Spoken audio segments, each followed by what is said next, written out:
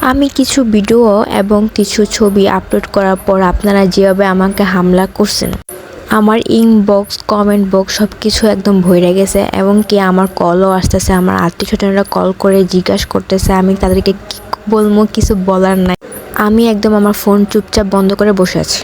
আপনাদের শুধু একটা কথাই যে আমি কি বিয়ে করে ফেলছি কিনা, আপু তুমি কি বিয়ে করে ফেলছো কিনা, মানে একটা কথাই জাস্ট বলতেছেন। আমার পুরো ইনবক্স কল সব কিছু একটা কথাই বলতেছে। সো যাক, আপনাদের সাথে এখন শেয়ার করা যাক ব্যাপারটা। তো আমি ভাবতেছিলাম যে হাত ভরে মেহেদি দিব, তাই ছোটোখাটোভাবে একটা অনুষ্ঠান করা যাক, একটু মজা করা যাক আপনাদের সাথে।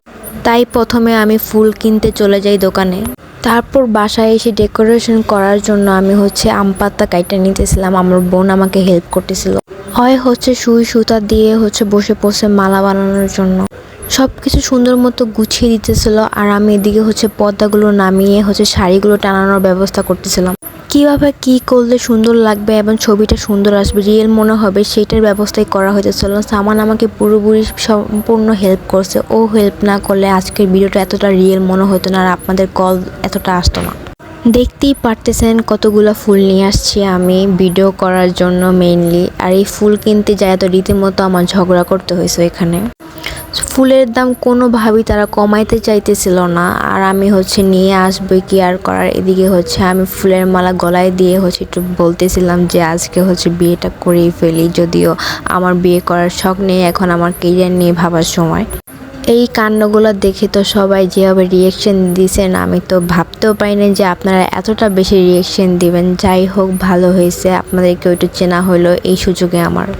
তারপর আমার বোন একটা একটা করে যে পাতাগুলোর মালা বানাইছিল সেগুলো লাগাইতেছিল। সে অর্ধেক বেশি কাজ করাতে অরান হয়ে যাওয়াতে আমি লাগানোর জন্য হেল্প করতেছিলাম, বলতেছিলাম দাও আমি লাগিয়ে দিই। তারপর রীতিমতো এই গাঁদা ফুলের গিট্টু নিয়ে রীতিমতো মারামারি অবস্থা, কোনোভাবে গিট্টু খোলা যাচ্ছিল না। তারপর অবশেষে আমি একটা আকাম করি, এই ছোট একটা পাতিল নিয়ে আসি ফুলগুলো ভিজিয়ে রাখার জন্য, মানে সতেজ রাখার জন্য। এদিকে এই পানিটাতে কোনোভাবেই বসতেছিল না। তারপর আমি পানি ফেলা দিই আর গোলাপ ফুলগুলোকে এক জায়গায় রেখে দিই। দেখতেই পারতেছেন আমার বুদ্ধি কতটুকু। এই বুদ্ধি নিয়ে আমি কাজ করি, যার জন্য আপনারা আমাকে আজকে এরকম কি বলে এত বেশি কথাগুলো শোনাতে পারছেন। যাই হোক, এদিকে আমার বোন সাকসেসফুলি গাঁদা ফুলের গিট্টু খুলতে পারে, কিন্তু আপনাদের গিট্টু খুলতে পারে নাই। আর আমার কাছে মনে হয় গাঁদা ফুল রজনীগন্ধা মানে বিয়ে বিয়ে একটা ভাব। তারপর আমি একটা একটা মালাও ছুটায় নিতেছিলাম যাতে আমি লাগাতে পারি সুন্দর মতো। আর আমার বোন সেগুলো গিট্টু দিয়ে দিতেছিল।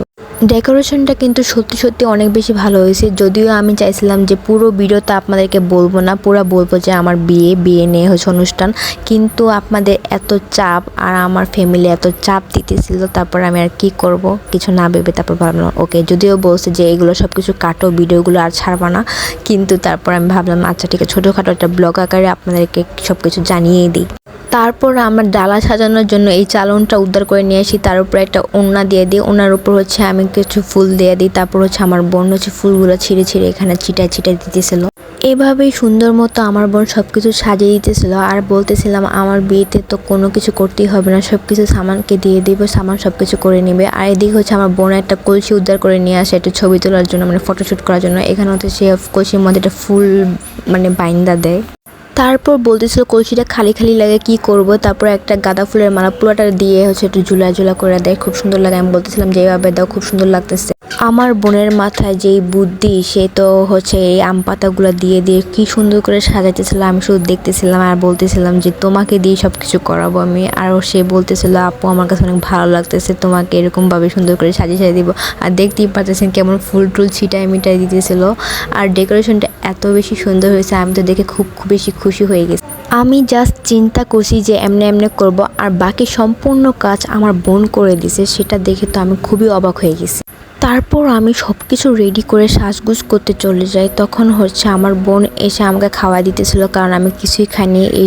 এই সব কিছু করতে যাই আমার এখন পর্যন্ত খাওয়া হয়নি। আর সে আমার মুখে একটার পর একটা লোকমা দিতেই আসলো আর বলতেছিল এভাবে চলতে থাকলে তুমি তো অসুস্থ হয়ে যাবে। তারপর আমি একটা শাড়ি বের করে নিই, যাতে এটার সাথে একটা অর্নামেন্টস নিয়ে নিই, যেটা আমার বোন আমাকে দেয়, এটা বলতেছিল পড়তে। তারপর আমি রেডি হয়ে যাই, একদম সিম্পলভাবে সাজুগুজু করি, দেখে বুঝাই যাইতেছে এটা ঘরোয়াভাবে সব কিছু। আর দেখতেই পারতেছেন আমার মুখের মধ্যে দুইটা বড় বড় গোটা অবস্থা। এদিকে আমার বোন আমাকে শাড়ি পরিয়ে দিতেছিল। আর হচ্ছে আমাকে গয়না গাইটেও পরে দিতেছিল আর বলতেছিল তোমাকে তো মাশাআল্লাহ অনেক বেশি সুন্দর লাগতেছে আর বলতেছিল আমি আমার সব কিছু তোমাকে দিয়ে দিচ্ছি, গোল্ড হীরা যা আছে সব কিছু পরিয়ে দিতেছি তোমাকে।